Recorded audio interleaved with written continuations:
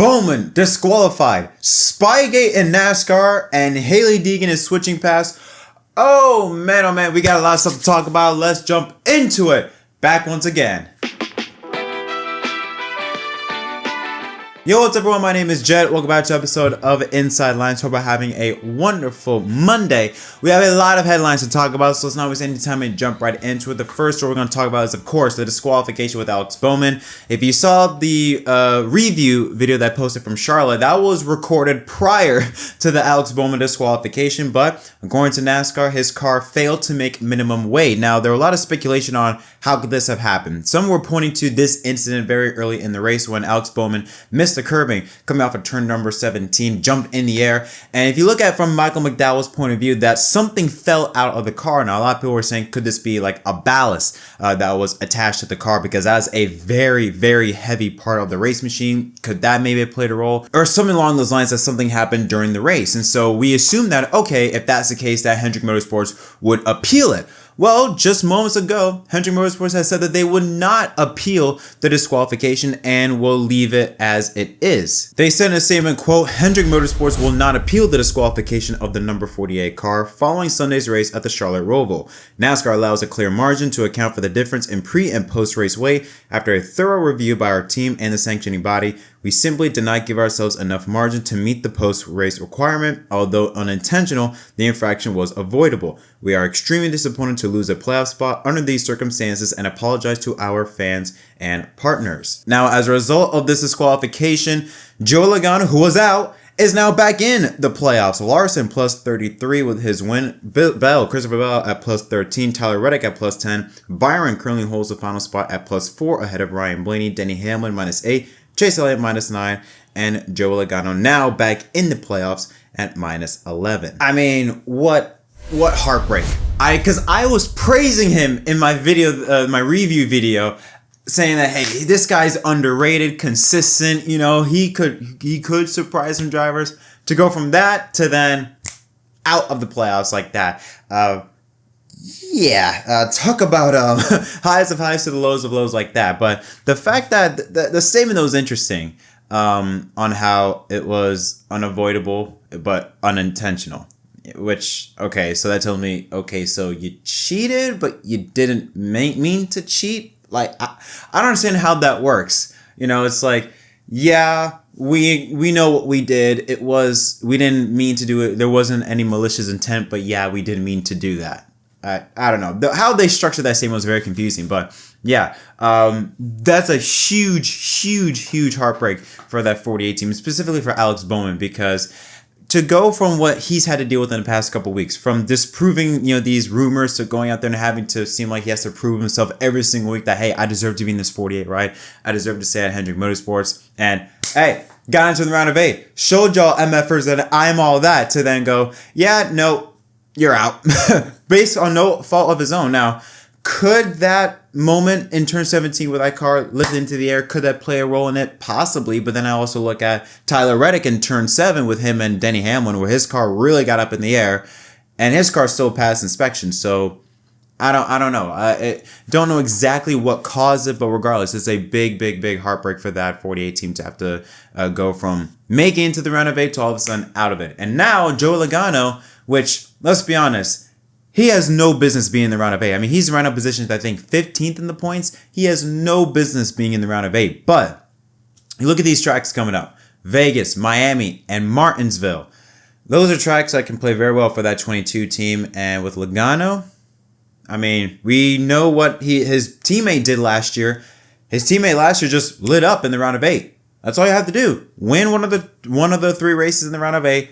Then you make it to Phoenix, win Phoenix, or be the highest finisher at Phoenix, and boom, you're champion. So Logano, he could be a long shot to all of a sudden could be in the championship hunt. Next thing we're going to talk about is some interesting news that came out of the Charlotte Roval, and that is regarding around this report from the AP. I'm going to read it right here. That says that according to the AP, that NASCAR has acknowledged that it is aware of allegations that an engineer from Joe Gibbs Racing has been selling intellectual property to another Cup Series team. Now, according to this report, that the engineer is in a contract year with Joe Gibbs Racing, and that according to executives with 6 teams who spoke with the AP on condition of anonymity because the details are considered private and have not been disclosed publicly. Joe Gibbs Racing, which has 2 cars still competing for the Cup Series title, has not decided to comment on the situation just yet. This engineer had been exploring options with other teams as the season draws to a close. Multiple team officials told the AP on Sunday, confirming they discussed possible employment. NASCAR acknowledged to AP that it has heard that one team with no cars in the playoffs paid the engineer cash in exchange for setup information. Now, this could be, this is still a developing story. Nothing is being talked about as to who this team is. Although Ty Gibbs, who gave this interview, I believe at Bristol, is very interesting. Definitely glad that they, took that away. But outside of that, I mean, they're making the calls, and we were just back there, so I really wasn't too much focused on what happened until later in the week and hearing the news. But yeah, definitely nice that it frees up a spot. Did you, before NASCAR made the decision, are you thinking, do I have to make that move to advance? And would you, like, if NASCAR said that that's where he gets to I think I've learned from some of my mistakes in the past, and I would say no. But definitely question where they got all that speed from as well, right? I mean, they haven't been running good at all, and all of a sudden they are super fast. So definitely curious on that. Now, the team he's talking about is Richard Childress Racing. I mean, if you have noticed, Kyle Busch, mainly he's talking about Kyle Busch, more than likely this A team, has been extremely fast in recent weeks, where prior to that, they have been completely gone. They've completely been just nowhere to be found. Again, this is all just speculation. There is still a lot of stuff that still needs to be discussed. There's still developing news, still things we don't know. So it's kind of hard to really discuss more about this information. But I mean, this takes me back to Spygate. If you look at Formula One 2007 with Ferrari and McLaren, giving information, selling information, things like that. I mean, this is a small example of that that could be happening there. Spygate 2.0 in NASCAR. Interesting how this can develop, and who knows, this could be something that could be very big the more details we get about this news down the line. And finally, Hailie Deegan. Now, Hailie Deegan has been an interesting topic to talk about in the NASCAR community. Was once considered to be a rising star, NASCAR's next big superstar, not only on but also off the racetrack.